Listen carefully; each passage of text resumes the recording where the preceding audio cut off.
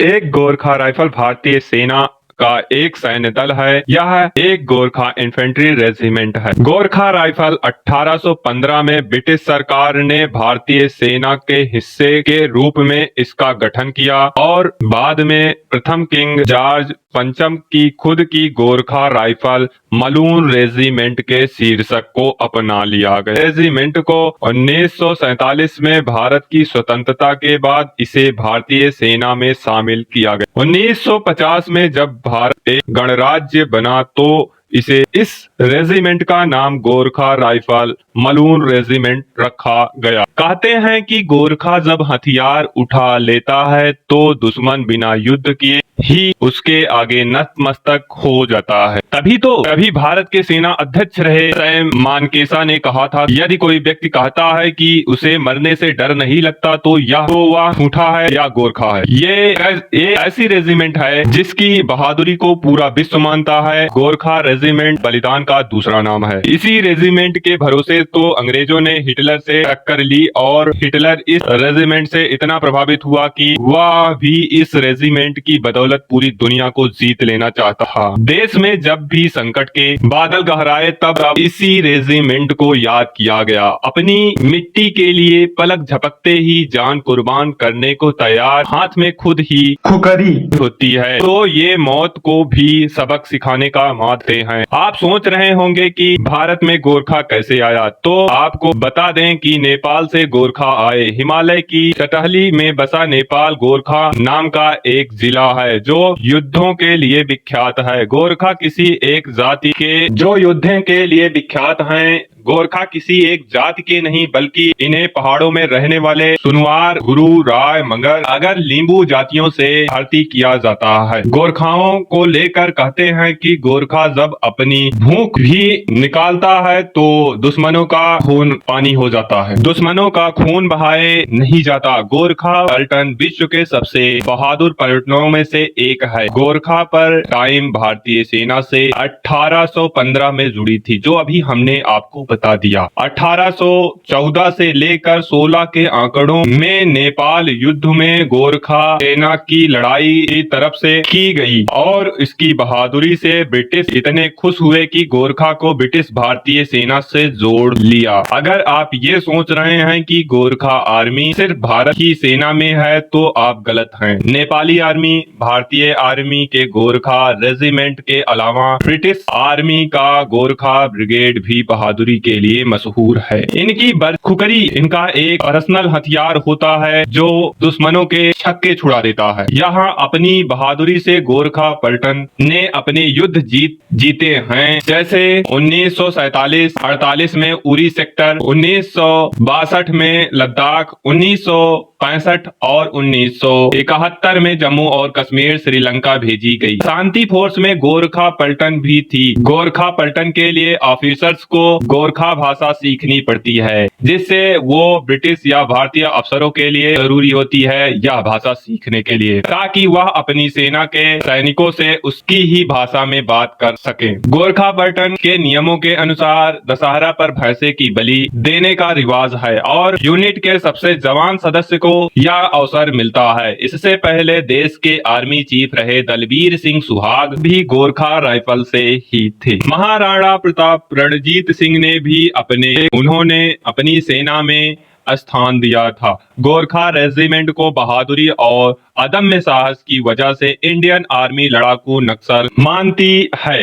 इस वजह से गोरखा रेजिमेंट को कई सुविधाएं भी दी गई जाती हैं। भारत के लिए गोरखा जवानों ने पाकिस्तान और चीन के खिलाफ हुई सभी लड़ाइयों में शत्रु के सामने अपनी बहादुरी का लोहा मनवाया था। गोरखा रेजिमेंट को इन युद्धों में अनेक पदकों और सम्मानों से अलंकृत किया गया, जिसमें महावीर चक्र, परमवीर चक्र भी शामिल है। बलिदान की इस रेजिमेंट की पहचान है यहाँ होने का मतलब चुनौतियों से दो चार होना है। मातृभूमि परमिट ना इस रेजिमेंट की पहचान है, ध्यान है। यह रेजिमेंट जो हमारे देश की रक्षा के लिए सदैव तत्पर होती है। इस रेजिमेंट की जो भी ट्रेनिंग दी जाती है वह बहुत ही कठिन होती है। उस ट्रेनिंग के दौरान जो है आपको लड़ने के लिए सिखाया जाता है। हर जवान को यह सिखाया जाता है कि लड़ाई किस प्रकार से लड़ी जाएगी। उसमें जवान अपना जो है अपना परचम लहराता है और अपने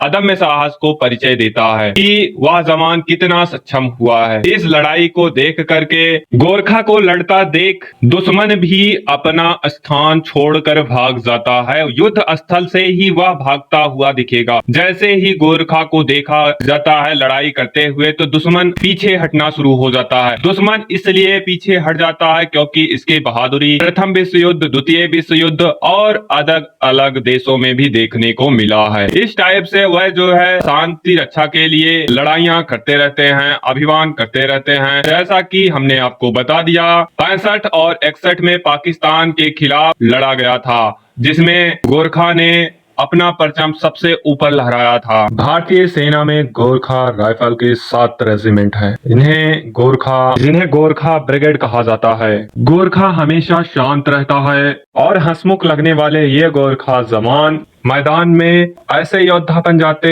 जिनके सामने दुश्मनों का खड़ा होना नामुमकिन सा हो जाता है। तिरछा गोरखा है, धारदार खुकरी और इनकी जो है की खास पहचान है। खुकरी का एक वार कैसे करता है, जिससे कि इनका एक ध्वनि होता है आयो गोरखाली, जिससे दुश्मनों का खून पानी बन जाता है। गोरखा को आदेश एकदम कड़क रूप से दिया जाता है जिससे कि मानसिक तनाव उनका मिट जाए और वो दुश्मनों के परचम से अपने को किस प्रकार से बचा। गोरखा को अपने रिक्रूट और जूतों और वर्दी को देखने की ट्रेनिंग भी दी जाती है। किस प्रकार से चेक किया जाता है उनका जूता और वर्दियां। गोरखा रिक्रूटमेंट सेंटर को जो है बनाया इस टाइप से जाता है। उनकी सेना का परचम जो है बढ़िया गाँव में जो किस प्रकार से घर बनते हैं इस टाइप से उनको जो है ट्रेनिंग दी जाती है। गाँव के घरों को किस टाइप से बनाया जाता है उस टाइप से उनका बंकर बनाया जाता है और उनको उसी में ट्रेनिंग दी जाती है।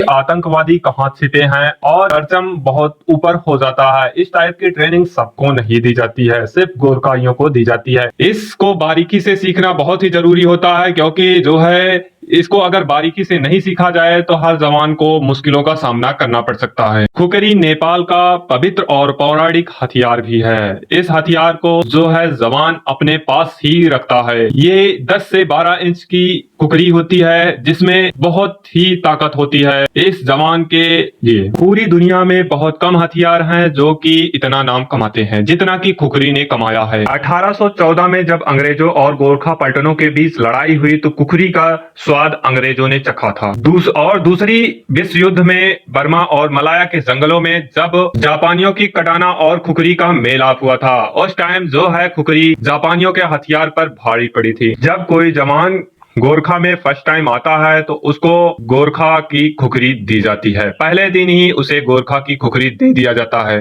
फिर वह खुकरी जो है उसके पूरे जीवन में उसके साथ ही रहती है। उस खुकरी को उसके पास ही होता है। गोरखा सैनिकों में धर्म का बहुत बड़ा महत्व होता है। जब गोरखा ट्रेनिंग से छूटते हैं तो उसके बाद लास्ट में शाम को जो है इनका जो है अपना सत्संग होता है। उसमें सभी गोरखा जवान बैठकर हिस्सा लेते हैं और ये बहुत धार्मिक होते हैं। गोरखा जितना हिंदू त्योहार उत्साह से मनाते हैं उसी प्रकार यह अपना उत्साह से मनाया जाता है। दशहरा इनका एक पवित्र त्योहार होता है जिसपे इनको सबसे नौजवान युवक को यह मौका मिलता है कि वह एक भैंसे को बलि चढ़ाते हैं, जिसका हर पलटन में जोर शोर से तैयारियां किया जाता है और उस नौजवान युवक को यह अवसर दिया जाता है। अवसर को जो है सबसे नौजवान साथियों को मिलता है। जो उस पलटन में सबसे नौजवान युवक होता है उसी को इस अवसर को दिया जाता है। दशहरे पे जो भैंसे काटने का शुभ अवसर किया जाता है गोरखा रेजिमेंट में। इस टाइप से गोरखा जो है अपना ट्रेनिंग शुरू करता है। दिन का दिनचर्या उनका पूरा हो जाता है और रात को आराम करता है। इनका सादा जीवन होता है।